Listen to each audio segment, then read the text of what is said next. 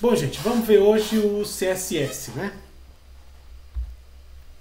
Então, o que é o CSS? É o Cascade Style Sheets, que seriam folhas ou arquivos de estilo que são em cascata. A gente vai ver o que é o em cascata mais adiante.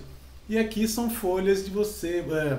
estilo são as propriedades que você quer especificar para a apresentação. Tipo de fonte, cor, background e por aí vai. O HTML, a ideia é você separar a apresentação do HTML. Certo? Ou seja, você quer separar conteúdo de apresentação. Então, o seu conteúdo vai vir aqui no HTML.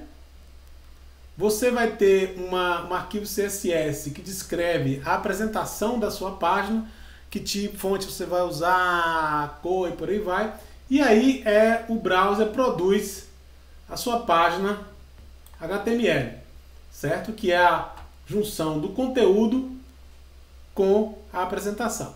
Então o CSS ele foi introduzido para manter justamente a apresentação separado do conteúdo. Essa era a ideia. O porquê disso? Imagine que você tem um website de 500 páginas, né? E você quer mudar como você apresenta os links para essa página. Você está apresentando de um jeito, você quer apresentar de outro jeito. Você quer criar uma nova maneira de apresentar os links. Você não quer mais em azul, você quer em verde, você não quer sublinhado, você quer em bold. Para fazer isso, se você não tem essa separação de conteúdo e apresentação, você vai ter que ir em todas as páginas HTML do seu site e trocar o lugar onde você faz isso. Então, você tem que abrir a página HTML, achar todos os links e mudar como você faz a apresentação deles. O que vai levar muito tempo e esforço. Então surgiu essa ideia de você separar as duas coisas. No arquivo HTML você tem o conteúdo e em outro arquivo CSS você tem a apresentação. Nesse caso, você pode ter um CSS, um arquivo CSS para todas as suas 400 páginas. E aí, se você quer mudar a apresentação do link, eu quero que o link seja de outra maneira agora. Eu vou lá no CSS e edito a maneira como o link é mostrado. Agora não vai ser mais azul, vai ser verde, em vez de sublinhado ele vai ficar bold. Beleza. Instantaneamente, todas as suas páginas que usam aquele arquivo CSS vão mudar a maneira como elas são apresentadas.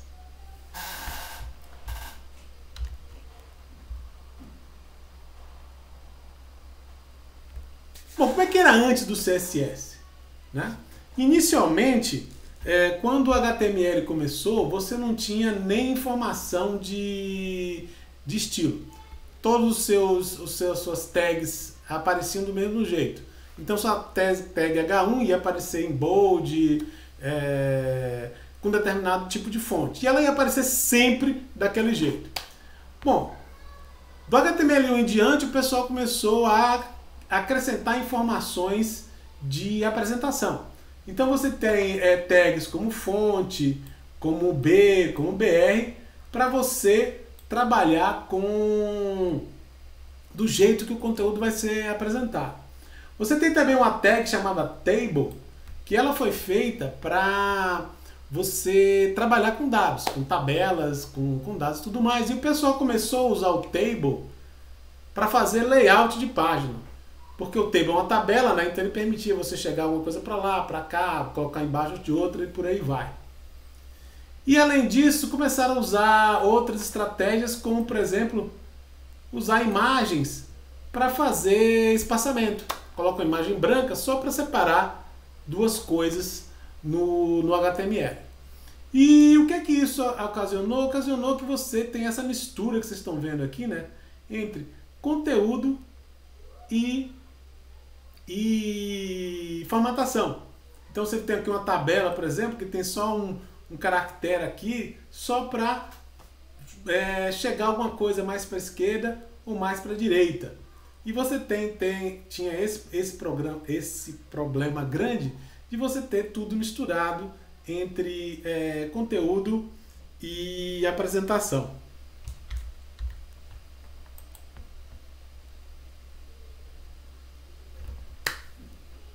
E um dos maiores problemas é qualquer modificação no projeto de um website, do design de um website, era uma tarefa difícil e chata.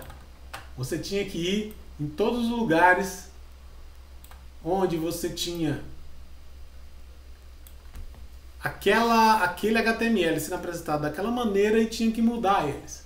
E muitos sites, né, para ter uma identidade visual, eles têm um conjunto de formatações que eles usam para você entrar no site e lembrar, pô, esse aqui é o site da CNN, tem uma identidade visual. Se você queria mudar qualquer coisa naquela identidade visual, você tinha que manualmente editar cada página HTML do site.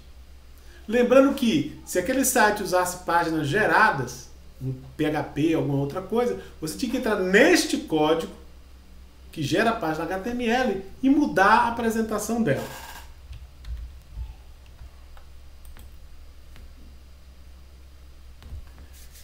Isso prejudicava também o suporte quando você queria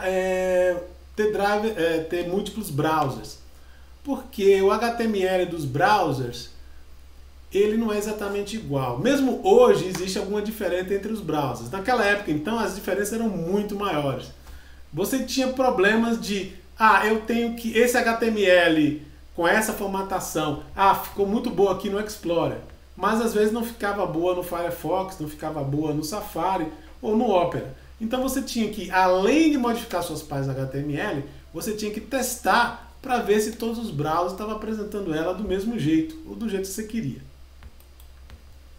Para isso surgiu o CSS.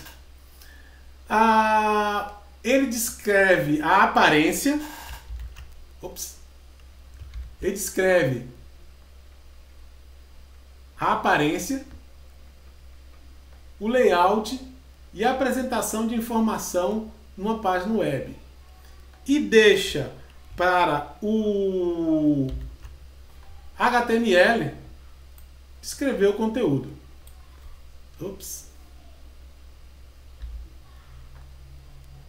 Desculpa aqui. Então, como eu estava falando, ele vai descrever o CSS descrever a aparência, o layout, a apresentação de informação e deixa para o HTML você descrever o conteúdo do site. Então você separa as duas coisas. Ele descreve o CSS como a informação deve ser mostrada e não o que deve ser mostrado. O que deve ser mostrado vem do HTML. E ela pode ser embutida num documento HTML, o que não é uma boa prática, ou pode ser então colocado num arquivo separado, que é o que seria a melhor prática. A gente vai ver como é que faz as duas coisas mais adiante.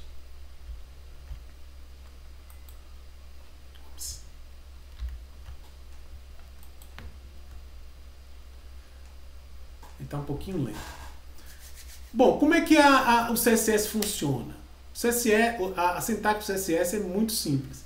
Eles são conjuntos de regras. Um CSS, um arquivo CSS é um arquivo que tem um conjunto de regras para você aplicar valores de propriedades a elementos da página HTML. Então você vai ter numa regra CSS você tem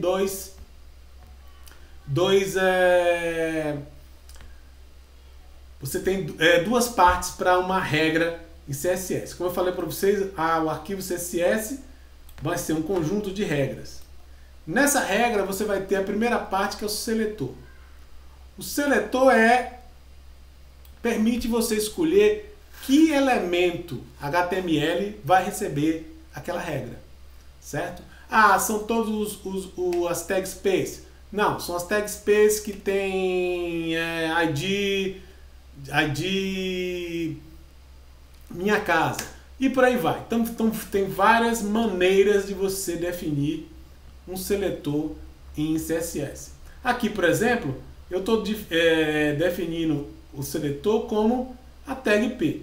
Nessa regra aqui em particular, todos os elementos que são do tipo P, eu vou aplicar as regras que estão aqui embaixo. E as regras que estão aqui são conjuntos de propriedade e valor. Então aqui eu vou, nesse caso aqui, todo elemento tipo P vai ter a família de fonte sans serif. Sans serif são fontes que não tem serifa. Serifa deixa eu ver alguém aqui que tem a serifa. Nessa página não tem ninguém, não tem nenhuma fonte com serifa, mas se você ver aqui no texto, no título, aqui no título eles são fontes sem serifa. Para ele ter serifa, ele teria uma série de linhas horizontais aqui no T, no I e por aí vai.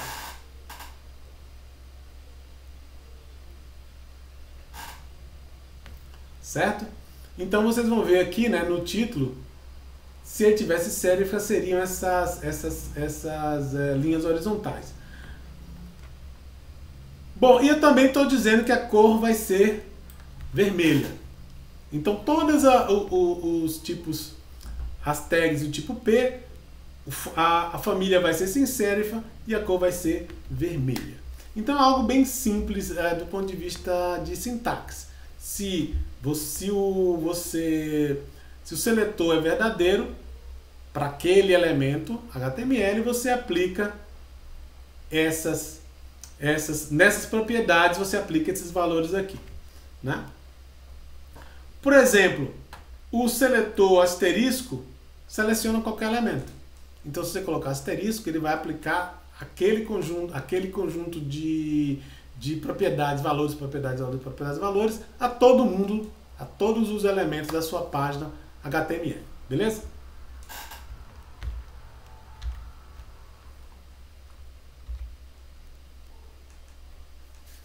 Bom, como é que eu posso associar um conjunto de regras CSS à minha página HTML?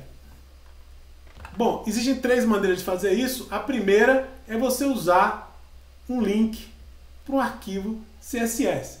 Então, seja aqui no header do seu HTML e você cria um link. Você usa a tag link e a tag link você associa ela a um file name. Esse file name vai ser o arquivo onde está o seu CSS. Aqui você diz que o type é CSS e que a relação é de ser um style sheet. Aqui embaixo a gente tem exemplos. Por exemplo, aqui eu estou colocando, nesse primeiro link aqui, eu estou colocando esse arquivo style CSS. Aqui você vê o tipo, né? O tipo CSS e ele é um style sheet. E aqui embaixo eu estou colocando um link. Então o hrefs, em vez de ser um arquivo no meu servidor, como aqui no caso aqui em cima, no caso de baixo, eu estou colocando um URL e estou usando o CSS que está em outro website, ok? Então eu posso usar tanto arquivos locais como arquivos que estão na rede, né? Bom, se eu posso usar múltiplos arquivos, né? Múltiplos arquivos, o que acontece no caso de conflito? Digamos que as dois arquivos dos style sheets definem estilos diferentes para o mesmo elemento HTML. Então nessa daqui, local, eu defino um estilo para a tag P e aqui na internet eu defino outro estilo, um estilo diferente. Aqui no primeiro, digamos, o background é vermelho e no segundo background é azul. Bom, a regra para você resolver o conflito é que a última style sheet é quem manda na propriedade. Então, se essa primeira aqui definir que toda tag P vai ter fundo vermelho, e essa aqui, a segunda, define toda a tag P vai ter artigo... Se essa segunda define que toda tag P vai ter um background roxo, o roxo ganha, porque o roxo foi o último que foi definido aqui. Beleza? Então, quanto mais a última, sempre tem precedência sobre as anteriores.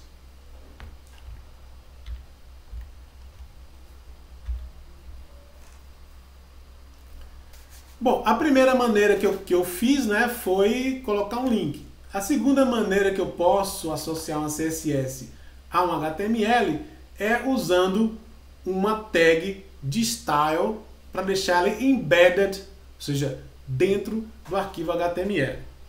Então aqui eu usei a tag de style e coloquei as minhas regras dentro da página HTML. Então eu botei aqui uma regra dizendo para todas as tags P eu vou usar uma determinada família de fontes e eles vão ter a cor vermelha. E para a tag H2 eu vou ter o background, vai ser amarelo, né?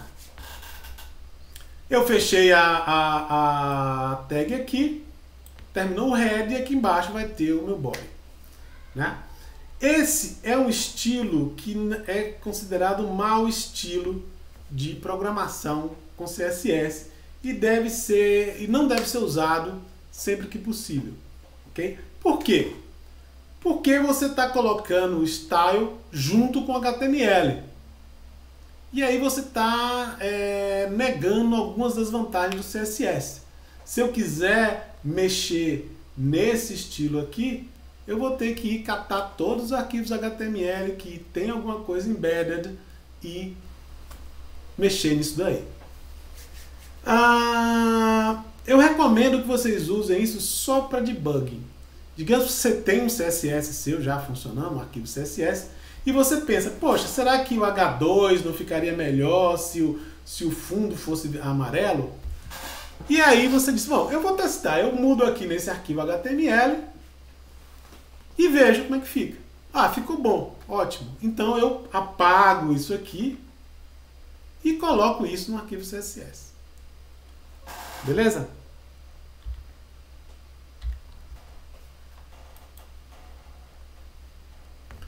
Bom, a última maneira é através de um inline, de uma atributo style.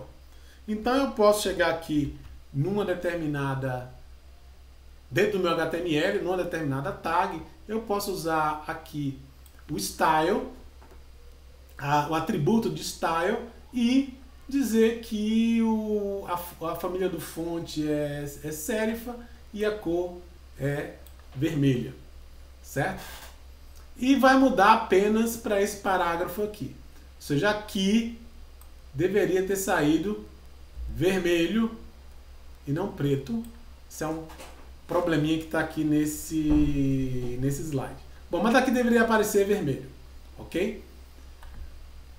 Bom, essa maneira de você estabelecer uma regra de estilo, ele tem maior precedência que se você fizer embedded ou se você fizer através de um arquivo, ok? Então, se por exemplo o estilo aqui é o P, a cor dele é preta e eu coloco esse atributo aqui, ele deve aparecer vermelho porque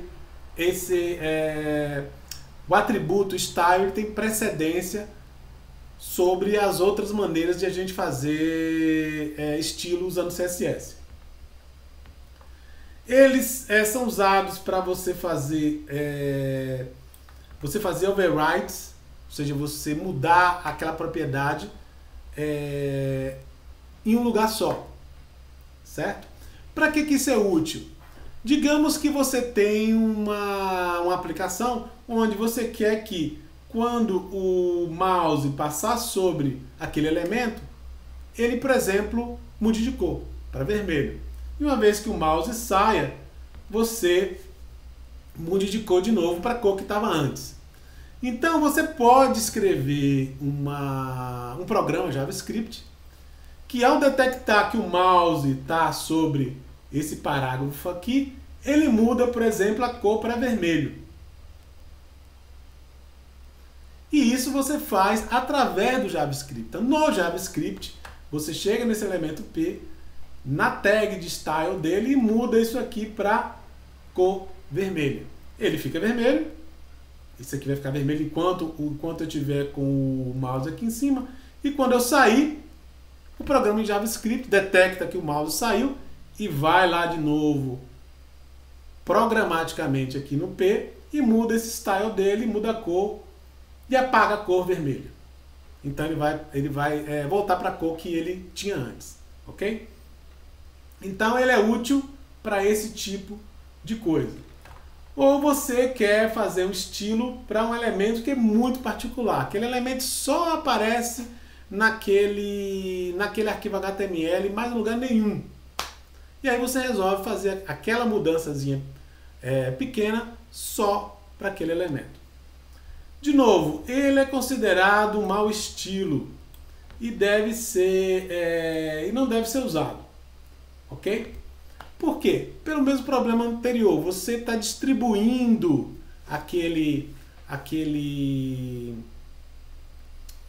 você está embutindo no HTML o seu estilo, e se você precisar modificar ele por alguma razão, você vai ter que descobrir em que arquivo HTML ele está e mudar, ok? Então não deve ser usado, a não ser que não exista outra maneira de você fazer a mesma coisa.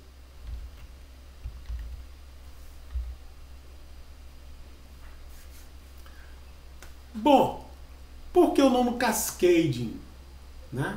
Porque a propriedade de um elemento, as propriedades de um elemento, as propriedades de CSS de um elemento, podem ser cascateadas, seria uma tradução livre aqui para o português, juntas nessa ordem aqui. Então, qual é a primeira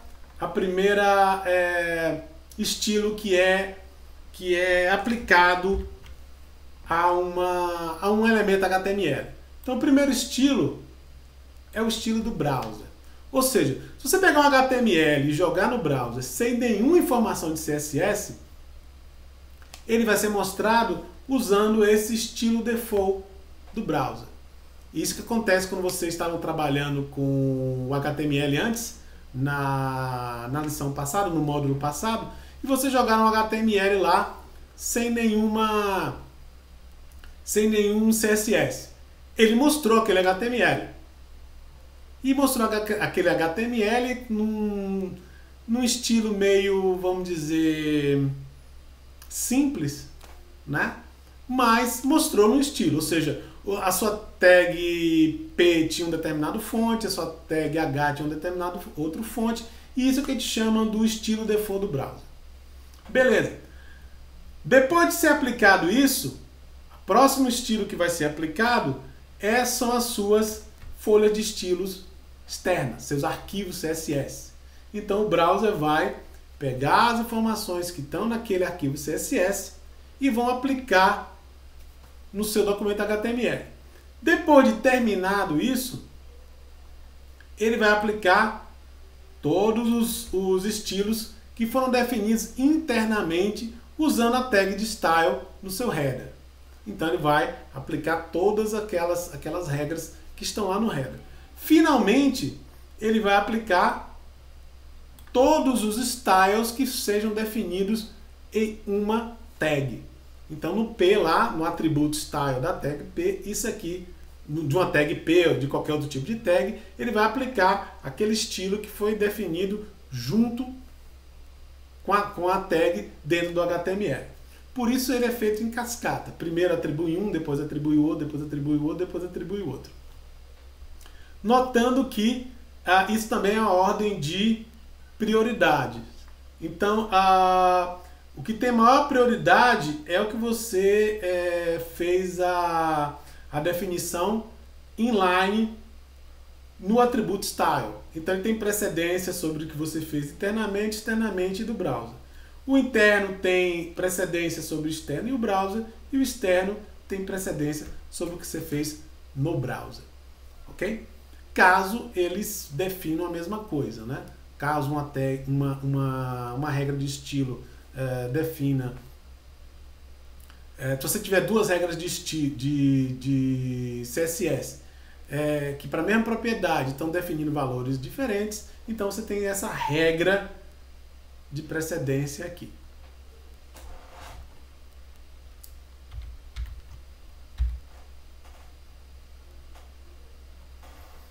Bom, além dessa regra de precedência da cascata, você também tem estilos que podem ser herdados, né? Não são todos os estilos, não são todas as propriedades de estilo que podem ser herdadas, mas várias podem. Então, por exemplo, aqui eu criei para o body uma série de valores aqui, né? Para o background, para a família do fonte e por aí vai. Bom, aí depois eu cheguei aqui para o P e defini outras regras de estilo. A cor tem que ser vermelha, o background tem que ser aqua. Cheguei para a tag A e de novo defini um outro estilo. Tem que ser um underline. E para a tag H2 a mesma coisa aqui. Só que quando você tem múltiplos estilos aplicados a um elemento, eles são herdados, ok? Então, por exemplo, no body eu defini esses estilos aqui, ok? Bom, dentro do body eu vou ter várias tags, inclusive tag space. E todas as tags dentro do body vão herdar o que eu defini para o body. Então todo mundo que está dentro do corpo vai herdar essa família de fonte e vai herdar essa cor de background. Ok? E por aí vai. Todo mundo que está dentro do P vai herdar tudo que está no P. Quem estiver dentro do H2 vai herdar tudo aqui do H2 e assim por diante. É como a gente faz quando a gente tem uma herança numa linguagem orientada a objeto. Então aqui, por exemplo, eu tenho um HTML que está sendo mostrado aqui e vocês veem que o fundo é amarelo porque eu defini isso aqui no body. Então, como eu defini o fundo amarelo aqui no body, todo mundo aqui herdou o amarelo. Beleza. Só que quando eu cheguei aqui no P, eu herdei esse fundo amarelo, mas no P eu mudei o fonte também. Eu mudei aquele aqui para aqua.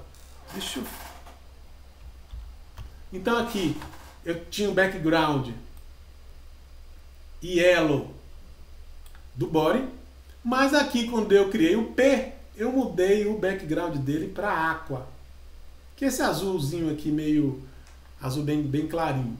Então aqui no background, desculpe. Então aqui no P, nessa tag P, nesse parágrafo aqui, eu não tenho o amarelo, eu tenho o aqua. Certo? E a cor do texto agora é red. O H1 aqui, que está... a cor do caractere dele é preta. Por quê? Porque ele herdou isso do default do body. Você vê que aqui eu não coloquei uma cor para os caracteres aqui, mas eu herdei da definição do body que todo browser tem. Então, por default, o body é preto. A cor do body é preto. Então, eu herdei isso aqui, ó, para esse H1 aqui, esse H2. Eu herdei aqui para esse H2 a cor preta. E aqui, nesse P, a cor está vermelha, porque eu disse que todo mundo P tem uma cor vermelha. ok? Então ele pegou a cor vermelha também aqui. Ele pegou a cor vermelha para ele e não a cor preta, que era o default. Aqui nesse H2 eu tenho a cor preta que eu herdei do body e ainda tenho o fonte que é bold. Bold, então ele está aparecendo em bold aqui. E eu tenho também o alinhamento dele que é no centro, então por isso que ele está alinhado no centro e não aqui nas bordas. Dentro do P eu tenho aqui um campo A. E esse campo A aqui, né, eu herdei o underline. Ou desculpe, eu herdei não. Eu tenho test decoration underline. E por isso que ele aparece underline aqui. Bom, e o resto aqui, né? Então, por exemplo, aqui tem um bullet. E esse bullet aqui, ele uma bullet de list, não é um parágrafo. Ela herdou o preto, né, do body, ok? Nem todos os estilos são herdáveis, e nem todos são herdáveis em todas as condições. A gente tem que ver o conjunto de regras do CSS que vocês vão ver lá nas lições do curso. Bom, e sempre igual a uma linguagem, igual como nas linguagens orientadas a objeto, né? Sempre o que você definiu no elemento, ele supera, faz um override numa regra que é mais geral. Então aqui, por exemplo, né, para o P eu defini vermelho e eu fiz um override no preto, que é o que o body definiu. Aqui no background eu defini o aqua e para os P's, né, eu faço um override na regra mais geral, que é a amarela. Certo? Então, o específico tem mais precedência do que o geral. Vamos explicar um pouco melhor aqui a herança de estilos. Aqui nesse exemplo, a gente tem que o body, você tem uma família sem serifa. E aqui a gente está vendo que eles estão com serifa. Esse fonte está com serifa. Isso é um problema da transparência. Vamos ver o que seria correto vendo no browser diretamente. Então aqui a gente tem o mesmo HTML que lá. E aqui a gente tem os estilos. Então dá para ver aqui que você tem o body.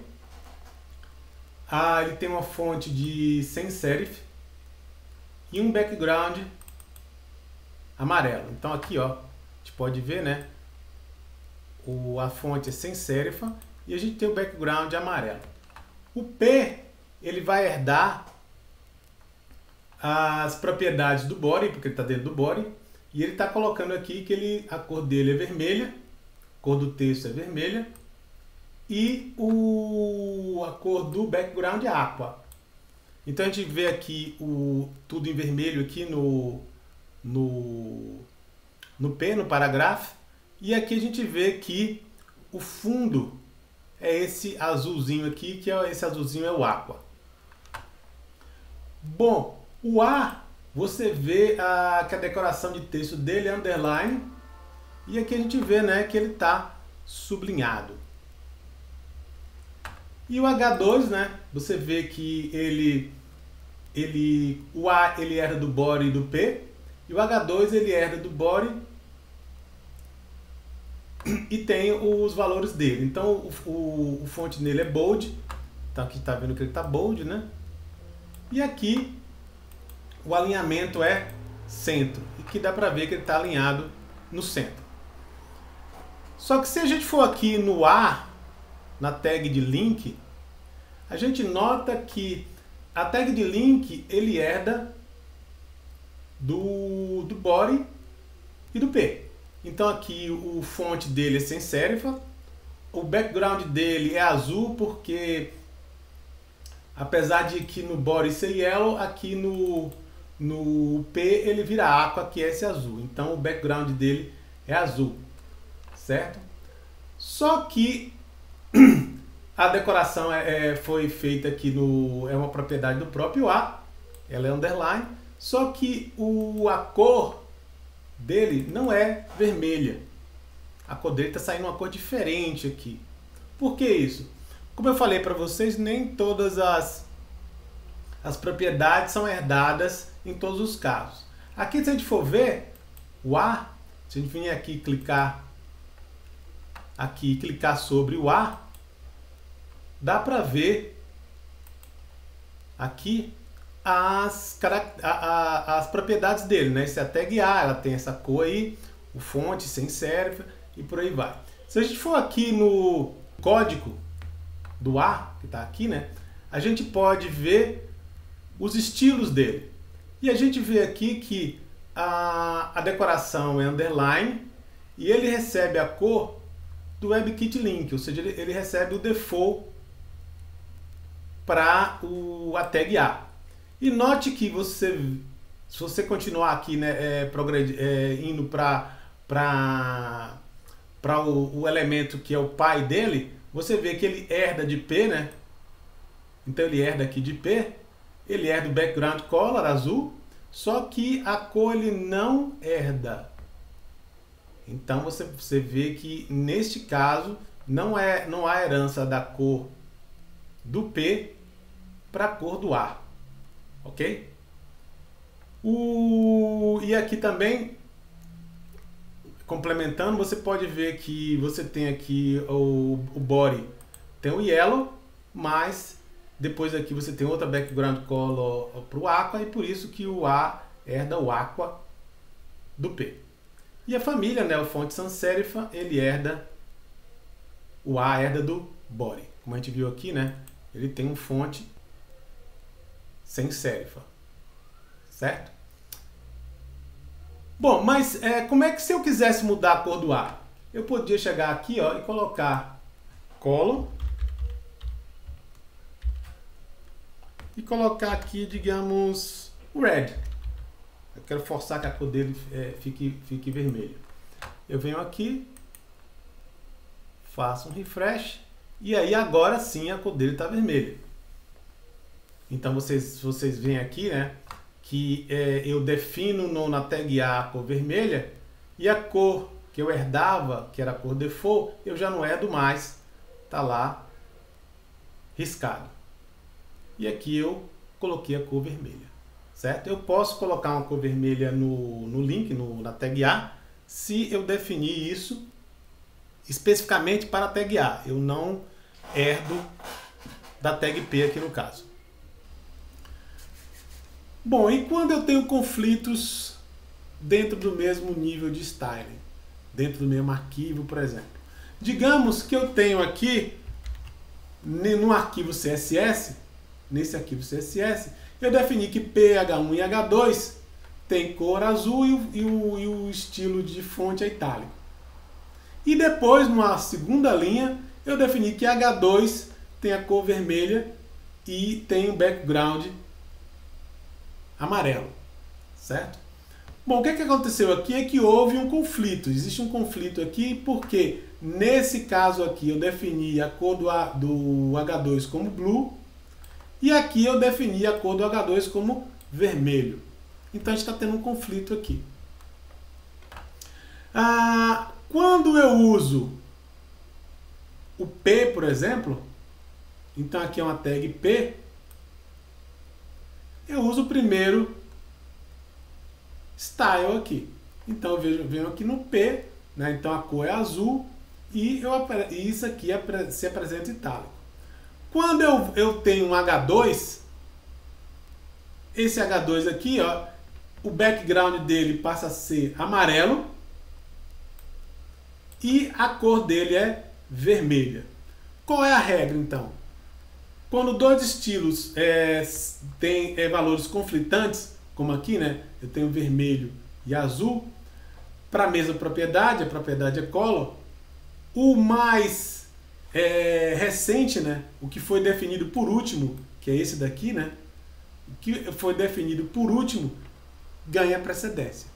Então o que ele faz? Quando ele vê aqui, isso aqui, esse essa tag aqui é uma tag H2. Beleza.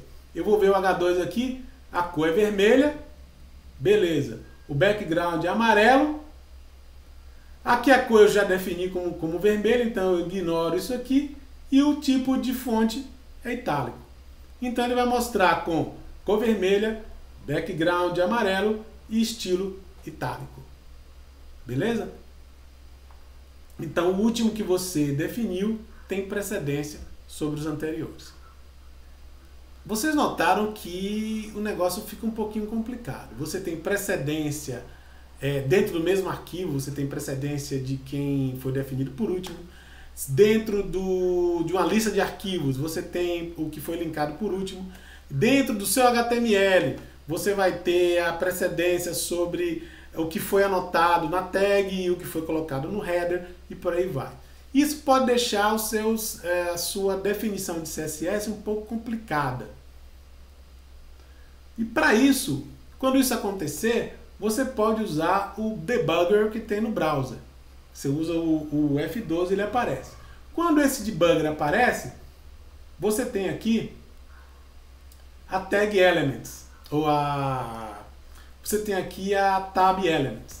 Dentro da tab elements, você pode usar esse ícone aqui, escolher esse ícone, clicar nele e clicar em um elemento que esteja nessa página.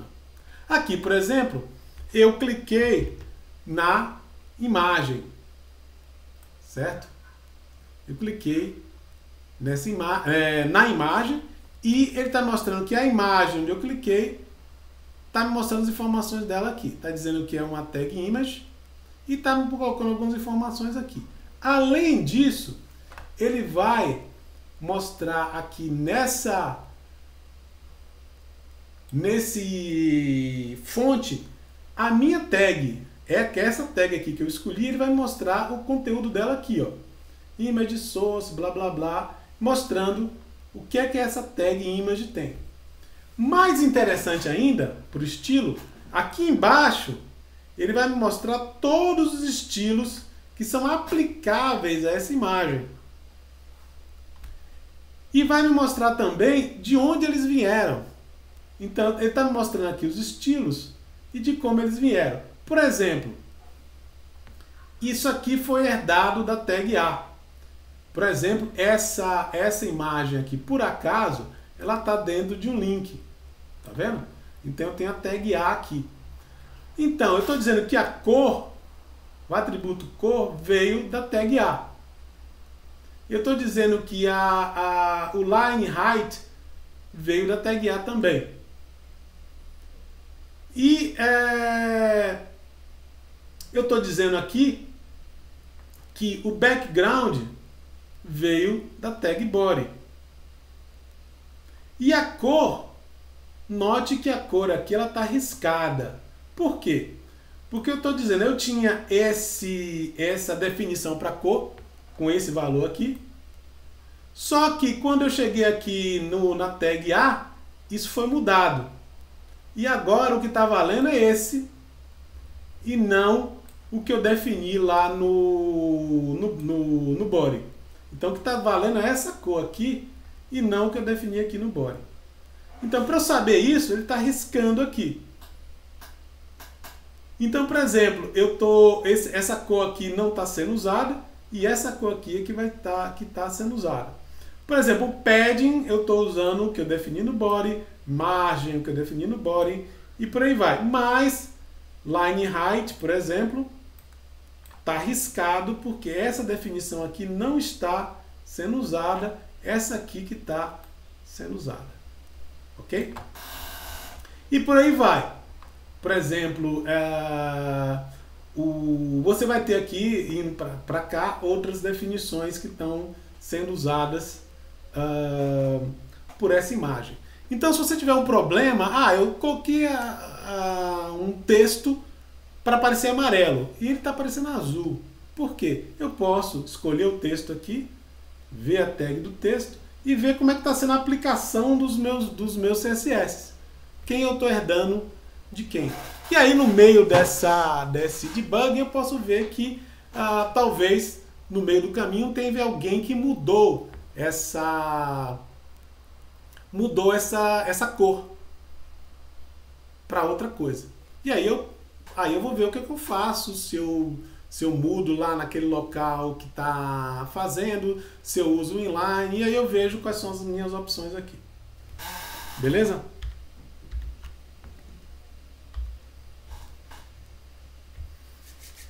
Bom, e se você não for um designer?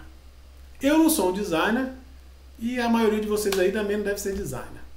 Então, quando eu estou dando aula de CSS aqui, a minha intenção é que vocês saibam como é que o CSS é aplicado, como é que você escolhe um fonte para colocar, como é que você escolhe uma cor e por aí vai. A minha intenção aqui não é ensinar design para vocês.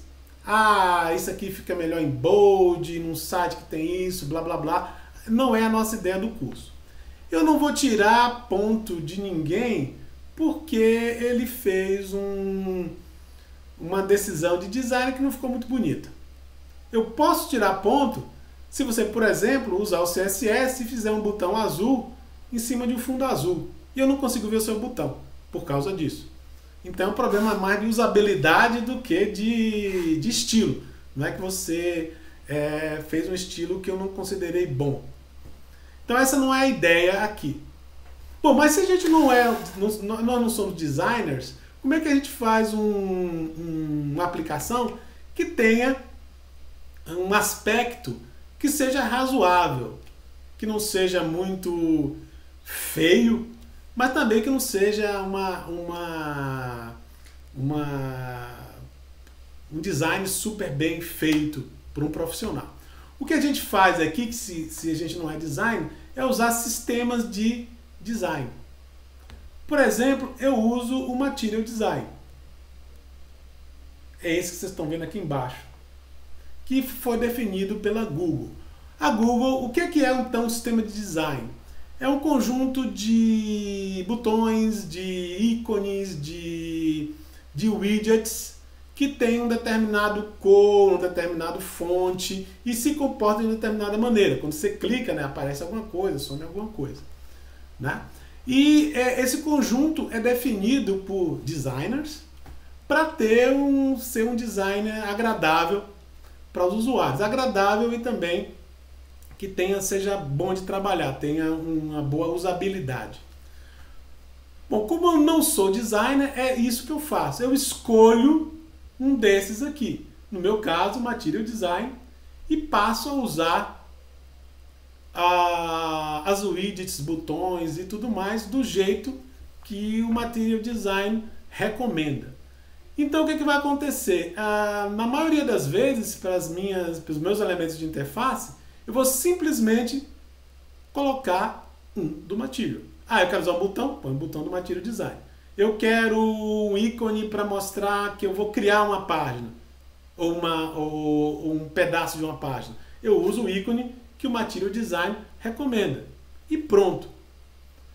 Em 99% dos casos, eu vou usar os defaults. Porque eu não sou designer e os defaults do Material Design foram pensados para isso. Em 1% dos casos, às vezes eu vou ter que alterar. Por quê? Porque talvez o conteúdo que eu vou apresentar naquela interface, eu vou mostrar, digamos, fotos de frutas. Que eu estou no mercado, né? Então eu vou colocar fotos de frutas. Por alguma razão, as minhas imagens de frutas, elas não casam bem com aquele container. Por exemplo, digamos que as minhas imagens de frutas são todas azuis. E o container que eu escolhi também é azul. E aí, quando eu coloco um em cima do outro, não fica bem. Então eu vou lá e mudo. Eu digo para o container, eu mudo uma característica só do meu container, que é a cor dele. Eu mudo para verde, por exemplo. E aí eu caso com as minhas imagens.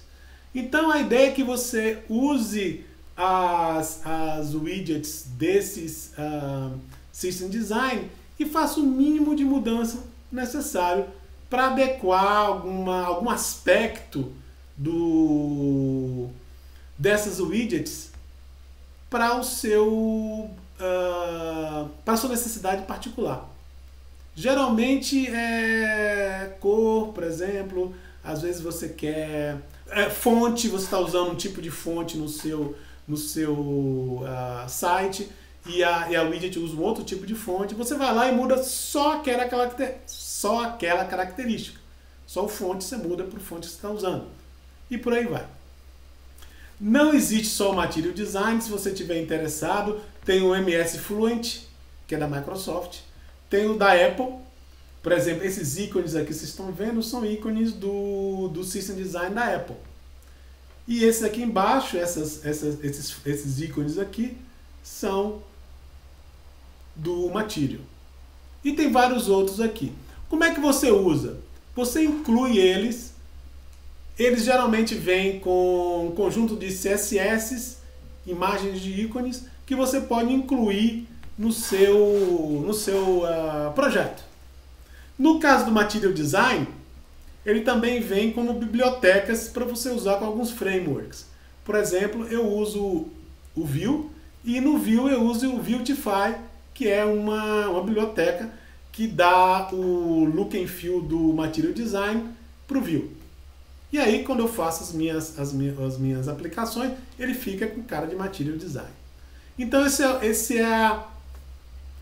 é a melhor maneira de você trabalhar caso você não seja um designer. Ou seja, você consegue resultados muito bons. A pessoa olha para o seu site e diz, poxa, esse site é profissional. Com muito pouco trabalho, simplesmente aderindo a um desses sistemas de design aqui. Beleza? Pergunta, gente?